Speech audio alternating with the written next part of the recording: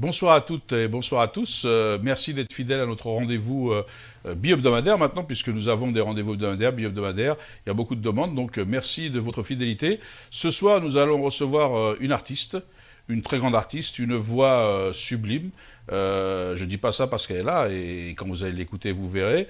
Une artiste assez hétéroclite qui est capable de s'adapter à tellement de choses que je vais vous la laisser la découvrir. Donc, Samira Brahimia, bonsoir. Bonsoir, Alors merci d'être venu nous parler de vous. le plaisir est pour moi. Je sais que vous avez un emploi du temps chargé, vous êtes très demandé, ça fait 2 mois que vous courez, vous êtes par mots et par vous, vous avez beaucoup de projets, mais on va parler. Alors, mais au départ, qui est Samira Brahimia? D'où elle vient? C'est quoi son histoire? Alors Samira Bramia, je vais pas faire comme Alain Delon. Je suis Samira Bramia, je suis franco-algérienne.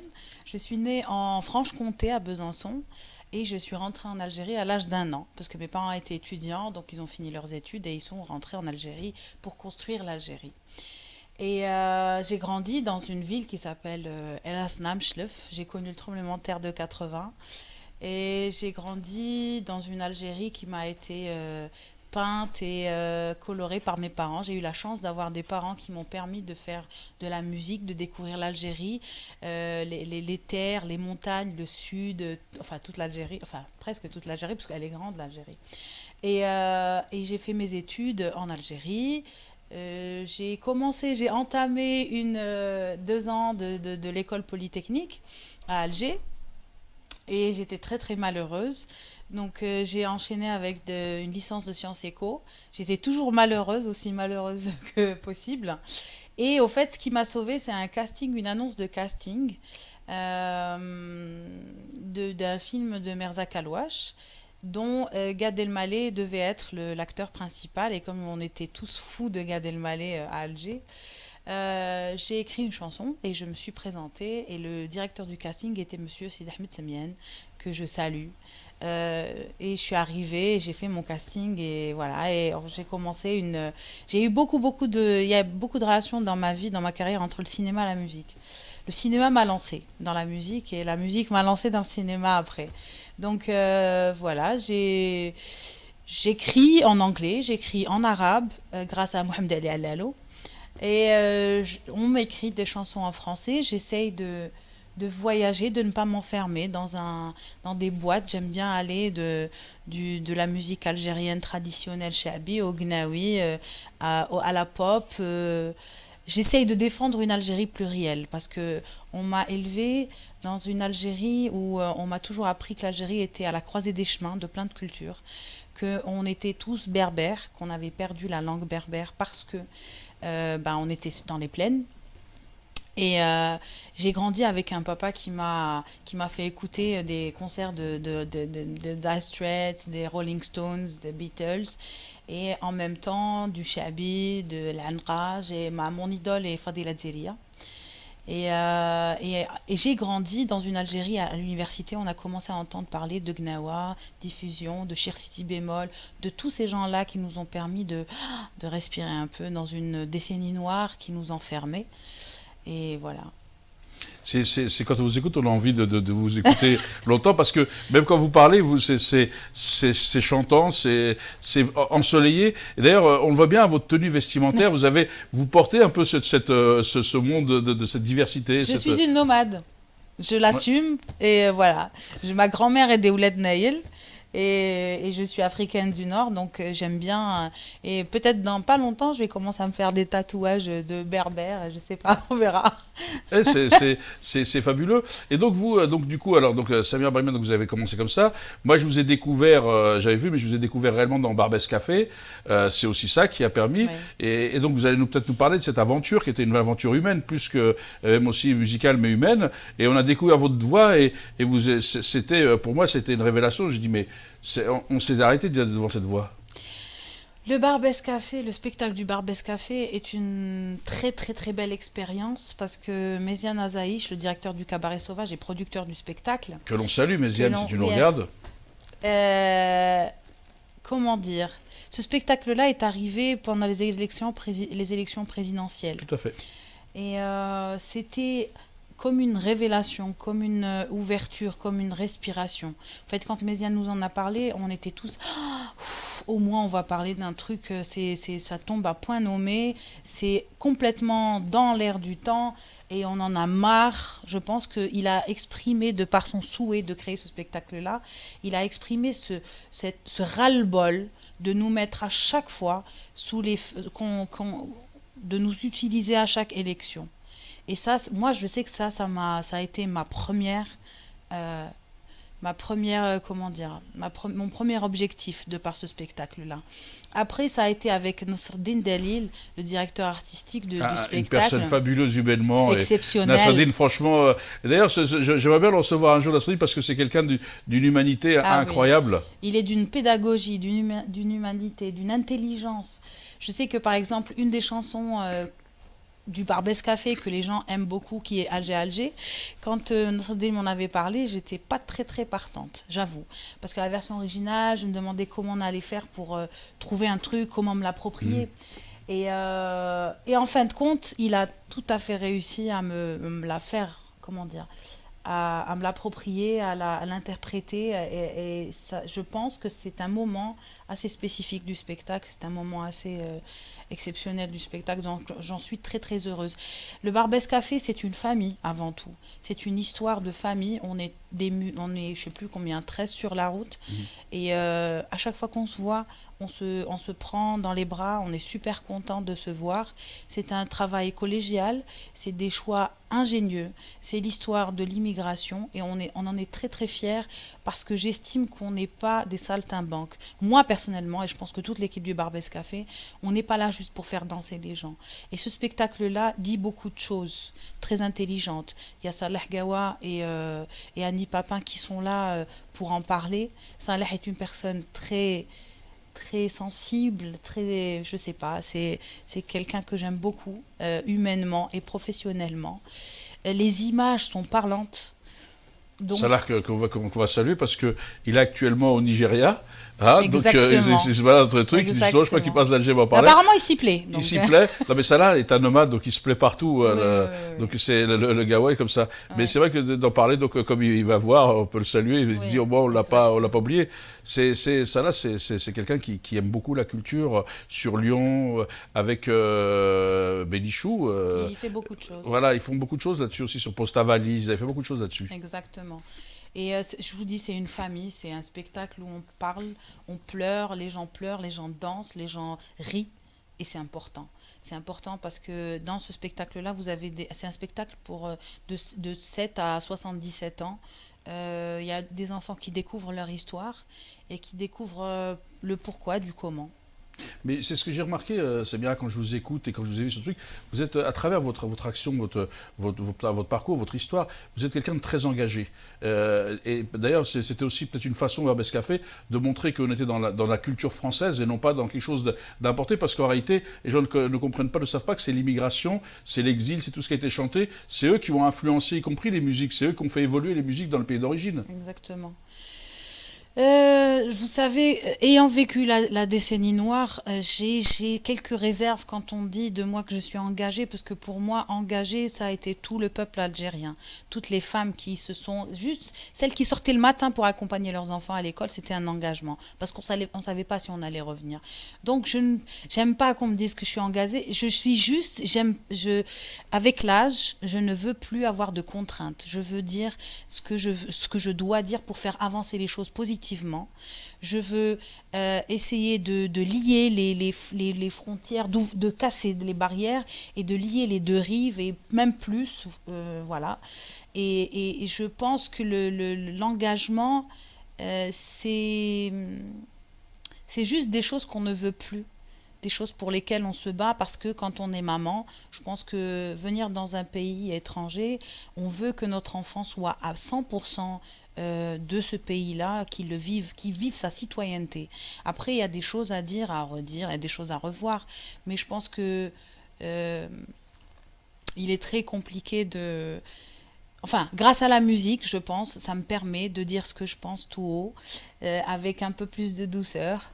Et j'essaye d'ouvrir des portes comme ça. Il y en a plein. Il y en a plein qui essayent d'ouvrir des portes et il y en a qui étaient là avant moi, comme Rachita, Majid Cherfi, Souad Massi, l'Orchestre National de Barbès, Gnawa Diffusion. Il y a plein de gens qui étaient là avant et qui essayent d'ouvrir des portes. Malheureusement, les gens ont la mémoire courte. Malheureusement, en ce moment, on n'est pas très très à la mode.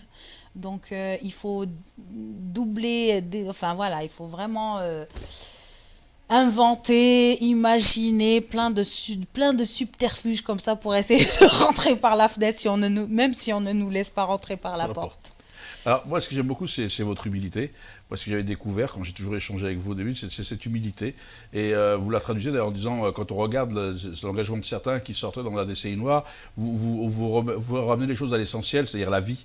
Quand on est engagé, c'est pour la vie, en réalité, c'est pour défendre des choses, et comme vous dites, pour évoluer. Alors, moi, ce que j'aimerais, c'est, parce que j'ai parlé de votre voix, est-ce que vous pourriez nous faire un petit morceau, justement, là, pour justement illustrer cette voix en live? Avec Alors, plaisir. avec vous avez amené une petite guitare. Oui. Alors, je sais que alors, on n'a pas les conditions d'un vrai studio, etc. Mais non, mais Donc, ça va aller. vous allez voir que, mais comme ça va aller, mais vous allez voir que, même sans ça, ça vaut le détour.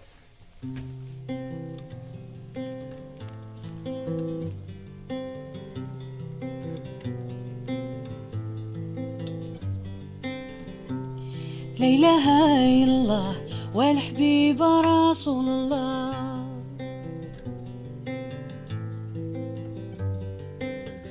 ولا إله إلا الله والحبيب حبيب الله ولا إله إلا الله الحبيب رسول الله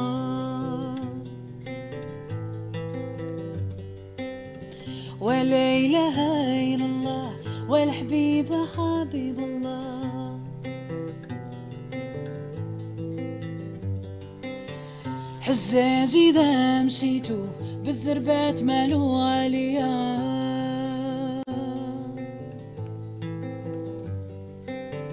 نمشو لبير زمزم وصلوا في بورقيا حساس إذا مشيتو بالزربات مهلو عليا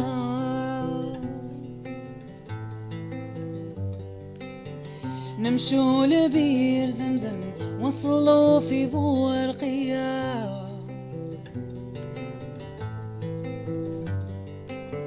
ولا إله إلا الله لا إله إلا الله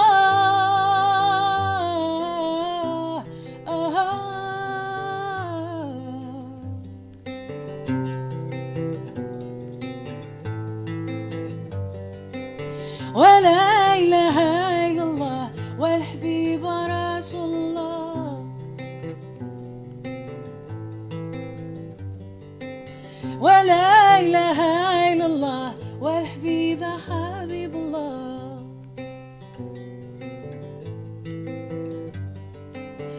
أرواح يا جمالي أرواح حتى نتلاقوا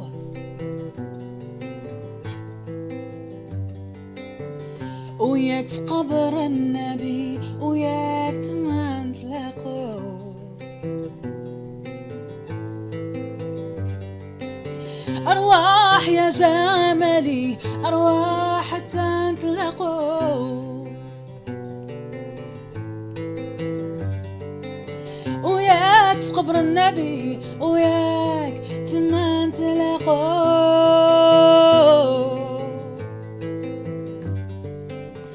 ولا إله إلا الله لا إله إلا الله ولا إله إلا الله لا إله إلا الله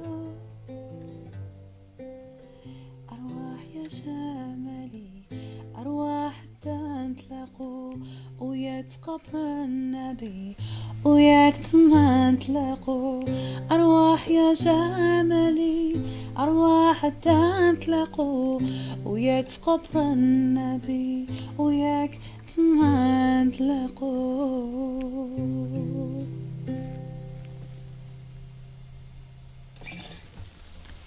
Ben, Samira, vraiment, j'ai failli m'endormir et en même temps, j'étais parti dans mes pensées parce que cette chanson invite au voyage, à ce qu'il y a de plus beau, la rencontre, l'amour et tout ça. Donc, j'étais parti dans mes pensées. Mais franchement, vous avez, je pense que tout le monde vous le dit, c'est une voix magnifique. Merci. Vous l'avez travaillé, ça vient d'où Non, alors, non, non, pas du tout. J'ai eu la chance quand même, j'ai des parents qui m'ont permis de faire de la musique, mais pas du chant. En fait, on a fait un peu de piano à Elasna, à Schleuf. Et j'ai fait de la guitare pendant... c'est ce que j'adore dire, mon père m'a forcé à faire de la guitare pour changer un peu. Donc j'ai fait un peu de guitare classique à Alger quand j'étais à l'université. Alors, moi j'ai envie de vous dire, je ne sais pas si ça vient de l'Aslam, parce qu'on parle d'Aslam, saluer les gens quand même qui ont vécu cette tragédie, c'est devenu Schleff, parce qu'on ne peut pas ne pas penser à ces personnes qui ont souffert dans leur chair et dans les familles qui étaient très endeuillées. Donc on a une pensée pour elles, hein, même si il y a longtemps. Mais je voulais vous dire, j'ai l'impression que votre voix, c'est une voix de bédouin, c'est-à-dire qu'elle nous vient de vos origines, de Boussada. C'est ces gens du sud qui chantaient et qui avaient naturellement des voix. C'est pas un peu cet héritage-là Bah, parce j'ai que... grandi un peu dans ça, au fait. Mon grand-père était poète. J'ai pas eu la chance de le connaître, mais apparemment, de ce qu'on m'a raconté, il a passé des soirées avec les métis, parce qu'il était dans le... vers pas loin, à Ouadrhi ou Rolizane, tout ça, c'est pas loin de Schleuf. Donc apparemment, il avait cette facilité du verbe, comment dire, des poèmes, et enfin c'était un poète. Et c'est vrai que j'ai grandi, moi j'adorais quand j'étais enfant, j'adorais aller Boussaada lors des mariages et tout, et on ramenait le qaïta, donc c'était juste magique pour moi, oui, j'adorais ça, donc je pense que... Mais ce que je voulais vous dire, c'est que la musique, on ne la choisit pas, elle nous choisit. C'est vraiment quelque chose qui vient, c'est inné, c'est quelque chose contre laquelle on ne peut pas lutter. Moi, je viens d'une famille où, voilà, mon père est médecin, ma mère est pharmacienne, donc c'était pas du tout prévu que je fasse de la musique. Et ils ont vu que j'étais tellement malheureuse de ne pas faire ce que je voulais faire qu'ils m'ont donné beaucoup, beaucoup, beaucoup de liberté. C'est bien, vous voyez comme quoi on a, même en étant, bon c'est vrai qu'ils ont fait ici, mais même en étant en Algérie, on essaie de donner beaucoup de liberté à ses enfants parce que tout le monde aime ses enfants, tout le monde a envie que ses enfants se réalisent, non? Ah, c'est clair, en plus je pense que mon père était assez ouvert d'esprit. Mon père nous forçait à aller nous asseoir dans les cafés à Schleuf. Et même en Kabylie, je me rappelle une fois, on est allé à Yakouren et on s'est arrêté dans un petit village et il nous a dit, ces filles, vous venez, vous asseyez avec moi, vous prenez... Donc il a cette volonté justement de ne pas faire la différence entre les garçons et les filles. C'est ce que vous portez aussi, vous avez hérité un peu ça de lui, non? Cette volonté de changer les mentalités, de faire avancer le monde. J'aime lui rendre hommage parce qu'il a 2 filles. Et les 2 ont des métiers. Moi, je suis chanteuse et ma sœur est commandante de bord et elle est pilote d'avion. Donc, toutes les 2, on fait des métiers qui ne sont pas forcément féminins. Et je pense que c'est parce que nos parents, ils ont été là pour braver tous les interdits et justement nous pousser à voyager. Mon grand-père disait, le livre c'est le meilleur ami, jamais il te brimera, jamais il se fichera de toi et quand il ne te trahira pas. Donc imaginez quand mon père raconte ça de son grand-père. Et mon grand-père maternel aussi a une histoire, il a quitté Boussaada pour que ses filles puissent aller au lycée et à l'école parce que la famille ne voulait pas. Donc mes tantes, mes tantes sont allées au lycée et tout grâce à mon grand-père qui s'est battu, qui a carrément déménagé de Boussaada. Donc, c'est vrai, c'est bien de le dire, c'est fabuleux. Bien sûr. Il y a toujours, parce que partout, quel que soit le pays, c'est ce que je disais, il y a des gens, quand on voudrait penser qu'ici on veut donner des leçons de féminisme à la femme algérienne, etc., ils oublient que ce sont des femmes qui se battent, des femmes courageuses, des femmes qui ont des convictions. Hein? Exactement, et en plus les clichés c'est très très facile. Moi j'ai croisé des dames de 90 ans, des nailiettes avec des yeux bleus magnifiques et swelf et tout, qui parlaient anglais, français, et c'était hallucinant. À Djelfa, j'en ai croisé une et il faut pas. Je pense que il faut absolument qu'on arrête de s'enfermer dans des boîtes. Il faut absolument essayer de ne pas avoir, d'aller vers l'autre sans en avoir peur. Il faut avoir la curiosité d'aller vers l'autre et arrêter de se dire ah lui il est je sais pas quoi, on lui met une étiquette, bon, tous ils sont tous comme ça. C'est dommage de penser ça et de par mon expérience. Je me bats contre ça en France. Quand je suis arrivée, on m'a dit ah mais c'est bizarre, vous êtes algérienne et vous chantez en anglais, mais comment ça se fait? Ouais, les C'est assignations résidence, fatigant. quoi. Vous avez un peu marre. Et donc comment vous est venue l'idée, c'est bien d'aller faire The Voice? Alors, l'idée ne m'est pas venue. On m'a appelé, Voilà, on m'a proposé de le faire. Et j'ai réfléchi, je me suis dit qu'il y avait que les cons qui changeaient pas d'avis. Voilà, je l'avoue, je le dis, parce que j'avais quelques a priori. C'est pas trop mon truc de oui, je voir sais, toutes ouais. Ah, mais surtout votre humilité, votre recul, ça, c'est Non, pas... mais en plus, le truc, Hmm. marketing, le truc, c'est... Et je me suis, en fin de compte, je suis tombée sur des gens très sympas, une équipe vraiment sympathique. Et je suis allée avec quatre titres, un en anglais, un en français, un en berbère et un en arabe. Et j'étais très étonnée qu'ils soient tous d'accord sur la chanson en arabe. Parce que je ne m'attendais pas à pouvoir chanter en arabe, ni en berbère d'ailleurs. Et j'en garde un très très bon souvenir.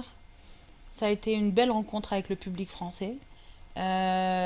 J'étais très très heureuse et très fière de croiser après cet événement-là, après cette expérience, des gens issus de l'immigration,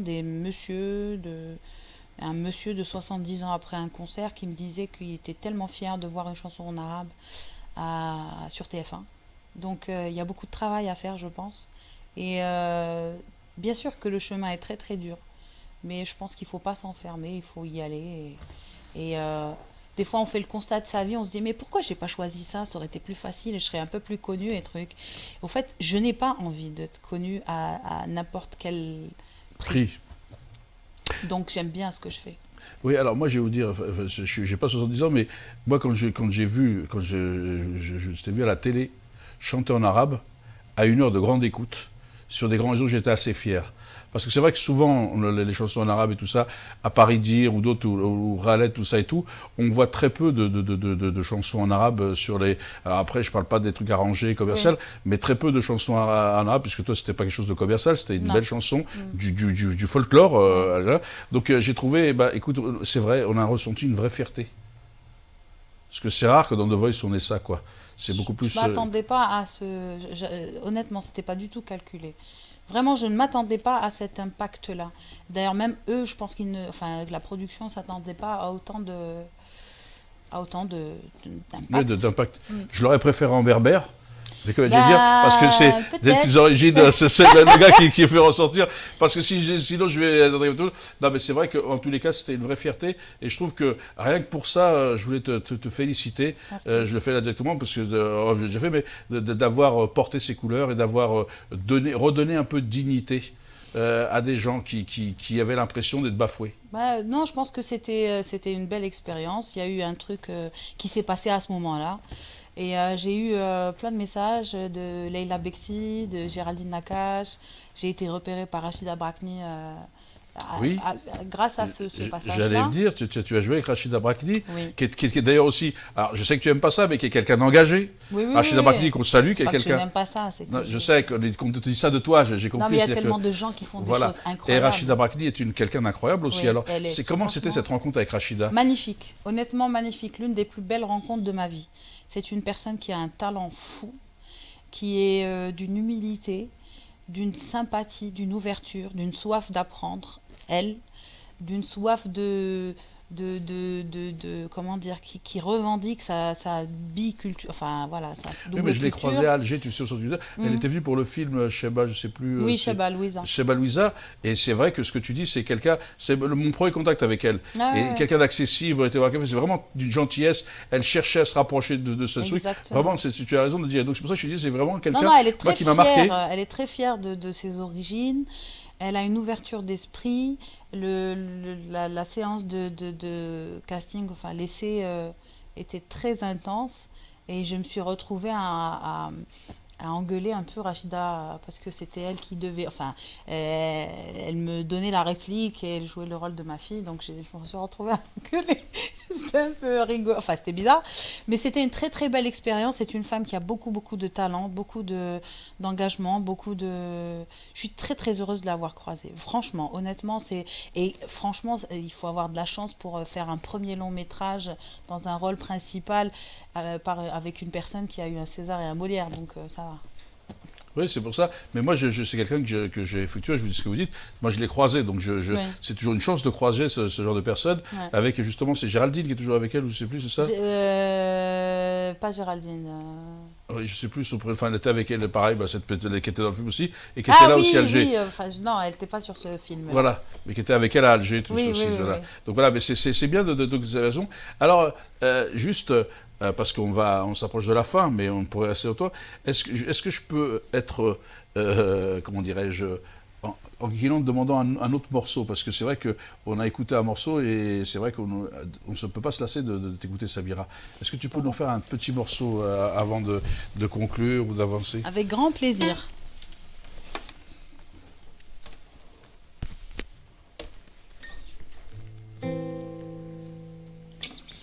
J'aime toutes les villes, un peu plus Paris. لكن ماشي comme l'Algérie. Comme elle est belle ونحبها بالهبال. وفين نكون ما ننساها. عالجي عالجي شحال نحبها. Comment voulez-vous أنا من حبها. Dans son sein كبروا يما وبابا. De son soleil je ne puis me passer.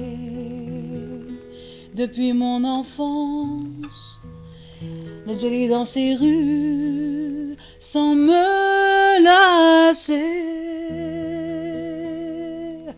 قلبي قلبي en était pris. J'aime toutes les villes, un peu plus Paris. لكن ماشي comme l'Algérie. Comme elle est belle ونحبها بالهبال. وفين نكون ما ننساها. عالجي عالجي شحال نحبها.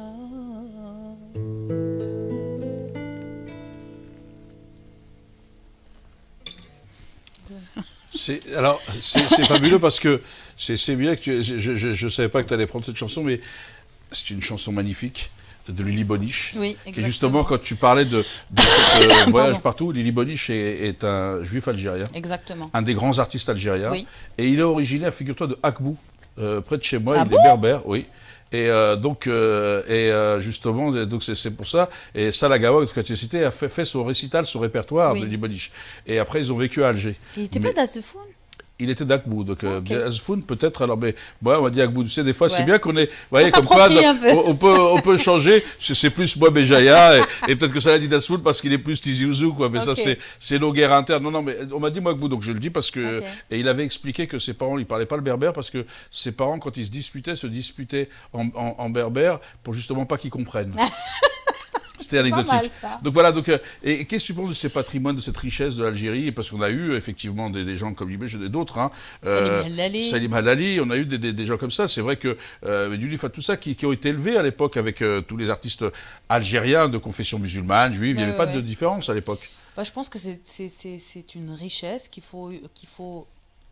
dont il faut utiliser pour rapprocher les gens. De toutes les façons, même maintenant, il y a des gens qui sont de troisième, quatrième génération, d'origine, enfin, des Algériens juifs, ou, qui sont encore nostalgiques, parce que je suis persuadée que la mémoire, on l'a dans les gènes. Donc, j'ai rencontré, par exemple, sur le projet Méditerranéen, des gens comme Chimène Badi, comme Julie Zenati, qui ont cette nostalgie de l'Algérie, qui ont cette envie de vouloir interpréter des chansons algériennes. La musique algérienne est très très très riche. Très riche, et il faudrait vraiment la... Je sais pas, elle a un côté universel, et il faut absolument pas la lâcher, il faut pas absolument pas abandonner les artistes et ne pas abandonner les projets, aider un peu plus. Et l'engagement, justement, là je vais parler d'engagement. Je parle aux gens qui sont issus de l'immigration. Si vous voulez que la culture maghrébine perdure en France, et si vous voulez représenter, avoir des gens qui représentent un peu votre culture, allez au concert. Allez au concert, s'il vous plaît. C'est ce que j'allais dire, parce que l'artiste n'existe que si nous on le soutient. Ah oui, oui, c'est ce que j'explique pour les humoristes. Il faut y aller, il faut remplir, parce que c'est comme ça que même les majors, c'est comme ça qu'ils reconnaissent l'artiste. C'est malheureux à dire, mais il faut soutenir. Et moi, il y a quelque chose pourquoi quand vous avez parlé du projet Méditerranéen, un projet que j'ai beaucoup aimé, on a reçu Nawel Benkraïm, la Tunisienne, ici, et je pense que peut-être que la musique et la culture peut reconstruire ce qu'était la Méditerranée entre le XIIe et le XIVe siècle, c'est-à-dire un lieu de partage, de rencontre, de richesse. Est-ce que tu ne crois pas, c'est bien qu'on pourrait continuer à travailler, mobiliser les moyens, ceux qui nous écoutent, peut-être qu'ils ont des moyens, des financements, pour recréer un spectacle autour de la Méditerranée. Mais pas que le Maghreb, la Méditerranée, l'Italie, l'Espagne, cette rencontre, cette richesse. Ah bah, de toutes les façons, je pense que il faut des projets, il faut utiliser, il faut qu'on soit assez intelligent pour utiliser. Il y a des fonds, il y a des associations, il y a des fondations, il y a l'Union européenne. Il faut utiliser ces portes-là qui peuvent permettre d'abord à récolter toutes les traditions orales, toutes les traditions, toutes les musiques qui n'ont pas été écrites, et il y en a plein, et de trouver des similitudes entre les rives, entre l'Italie. Je suis sûre qu'il y a il y a des ressemblances, qu'il y a des chansons communes, il y a on est tous un peu un immense et un beau mélange, donc utilisons-le. Et je suis d'accord avec toi sur le fait que la culture, moi je le dis, la Même musique encore, peut ça, sauver le mort, monde. les morts, Tu vas à Malte, les gens ils parlent algérien. Oui, c'est bon. Donc, les morts, c'est plus large que le seul, c'est le bassin méditerranéen, quoi. Exactement. Et je pense que la culture peut effacer l'extrémisme, peut enlever les extrêmes, et peut aider à trouver des justes milieux, comment dire, des dialogues, des façons de dialoguer. On a la même façon de dialoguer, on a la même façon de nous exprimer comme ça avec les mains. Qu'on aille en Italie, en Espagne, c'est la même chose. C'est fou ce que tu dis, parce que je pense que la culture est un levier d'émancipation. Exactement. Et d'ailleurs, quand les artistes se rencontrent, on le voit bien, et même s'ils ne parlent pas la même langue, à partir du moment où ils sortent les guitares et les trucs, il y a des choses qui se font, comme on dit l'appel faire le bœuf, et tout ça, ça prend, et justement, ils s'enrichissent les uns des autres. Exactement. Contrairement à ce que voudraient nous faire croire certaines personnes, les extrémistes de tous bords, c'est qu'en réalité, c'est comme la musique. La musique, quand vous rencontrez des gens, vous enrichissez votre répertoire. Exactement. Et les gens, quand tu vois la tête des gens, les yeux des gens qui s'illuminent, qui redeviennent enfants, on voit l'espoir quand il y a un moment d'extase comme ça en musique. Tu vois que la personne qui est en face de toi, elle a ses yeux qui brillent, et c'est un moment où tout est possible, où les rêves sont possibles. Et le problème maintenant, en ce moment, c'est qu'on essaye de nous faire croire qu'il n'y a plus de rêves, que c'est la fin du monde, que on est différent, totalement différent. Et ça, moi, je suis contre ça. Je ne veux absolument pas laisser tomber. Là, pour ce but-là, oui, je suis engagée. Parce que écouter les gens, les pessimistes de la vie, et qui veulent nous dire que ça y est, maintenant, c'est joué, c'est fichu. Non, je ne suis pas la violence n'est pas moi, et toi tu n'es pas violence. Et j'ai toujours dit ça, et je l'ai toujours pensé, si on se faisait un genre de, pas péjoratif, mais de lobby de gens de bonne volonté, pas forcément algérienne, pas forcément que maghrébine, des gens de bonne volonté qui peuvent permettre à ce monde d'aller mieux, de faire découvrir la culture. Et je pense que la culture peut faire sortir les gens de la misère, et peuvent faire culturelle, parce qu'elle est avant tout culturelle, cette misère. Parce que quand tu vois nos grands-parents, ils ne vivaient pas avec grand-chose. Ils faisaient leur petite arouma Coran ou مطلوعة لبن ويرقدوا هاني.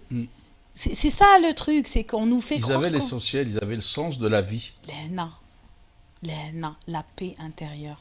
Et on ne l'a plus. On nous fait croire que la consommation, c'est notre vie. On nous fait croire que l'autre n'est pas bien. On nous fait croire qu'un bout de tissu, ça fait de toi un extrémiste. On nous fait croire que tu es obligé de suivre cette ligne-là, sinon tu n'es pas bien. Laissez les gens respirer. Cette liberté-là, moi, je me battrai pour. Ben, tu vois, je vais te dire quel est le message que tu voulais faire passer. Je pense que tu viens de faire passer le message sans que je te le demande. Samira, par contre, est-ce que tu as envie de dire quelque chose à quelqu'un de particulier? Je ne sais pas, ton père ou des gens, tes enfants. Enfin, parce que c'est aussi l'occasion, ça va rester de peut-être de leur dire quelque chose que tu n'as jamais dit un peu. Ok, j'ai jamais dit. Non, je suis très expressive. Je dis je t'aime, je dis trucs. Je sais que la vie est courte. Je n'ai pas de tabou par rapport à ça, j'avoue. Non, je voudrais juste remercier tous ceux qui me supportent, tous ceux qui me supportent dans le terme anglais et le terme français. C'est-à-dire, il y a plein de gens qui sont là derrière moi, qui me portent. Je remercie Méziane Azaï, je remercie toute mon équipe, tous les gens que j'ai croisés, que je croise encore, que je croiserai. Des gens comme toi qui sont bienveillants, que j'ai croisés lors d'un concert et où on garde les liens. Je remercie toutes les personnes qui me sourient. Je suis allée 2 jours à Alger, là, il n'y a pas longtemps, et j'étais tellement fière de présenter à Alger à des amis français. Et tout le monde était souriant. Et moi, je remercie la vie. Voilà, la vie est belle, c'est tout. Alors, Samira Brahimi, on peut la retrouver là. Normalement, il y avait des projets aussi à Alger, là, non, mais qui vont être reculés. Mais on peut te retrouver sur beaucoup de scènes, là. Tu as des choses prévues Là, normalement, le 20 octobre, on fait un spectacle du Barbès Café. C'est dans le cadre du Festival Ville des Musiques du Monde. Oui. Je me rappelle plus de la salle. Je suis désolée. On retrouvera. Les gens voilà, mais on sera là. Barbès Café, on sera là parce que on a toujours plaisir à voir et revoir. C'est même plus pour la musique, c'est pour ce lieu de rencontre. Voilà. Peut-être qu'on sera vers le 15 novembre vers Lyon. Vous en saurez un peu plus sur les réseaux sociaux. Et le 19 novembre, j'ai un concert qui me tient à cœur, qui est justement Enfants d'Algérie à Orly, à la salle. Je serai là. Et Asdil était là, à la même place que toi. Il en avait parlé. Voilà. On en a parlé, donc je serai là. Voilà. Je serai là, comme on est là avec Asdil à soutenir par rapport aussi aux Syriens qui sont par là-bas. Oui. Donc on est toujours actifs, oui, on sera là. Donc je disais, je savais que tu avais fait là-dessus, je disais que tu es toujours engagé. Donc tu vois, tu es bien engagé. Dès qu'on t'appelle pour des causes, tu es là, quoi. Et après, vous aurez de belles surprises. Et toi, tu en auras une, mais je ne peux pas t'en parler là. Mais tu en auras une belle. Écoute, mais avec toi, c'est toujours un plaisir d'avoir des surprises. Je sais que tu es toujours dans le bon sens. En tous les cas, Samira, on aurait aimé en parler plus longtemps avec toi parce que c'est toujours un plaisir de te recevoir et de te voir. Merci. L'émission touche à sa fin. En tous les cas, merci d'avoir accepté. J'espère que, comme moi, vous avez pu découvrir un personnage haut en couleur. Vraiment quelqu'un qui apporte cette bienveillance, cette volonté d'avancer. Et je ne vais pas reprendre ce qu'elle a dit, mais en tous les cas, si ensemble, on croit qu'on peut faire un monde meilleur, on a tous notre goutte d'eau à apporter. Même ne croyez pas que c'est minime. Faisons-le, essayons de le faire. Et en tous les cas, on va continuer à avancer. Donc je vous souhaite une bonne soirée et je vous dis à la semaine prochaine avec un nouvel invité. Bonsoir à toutes et à tous.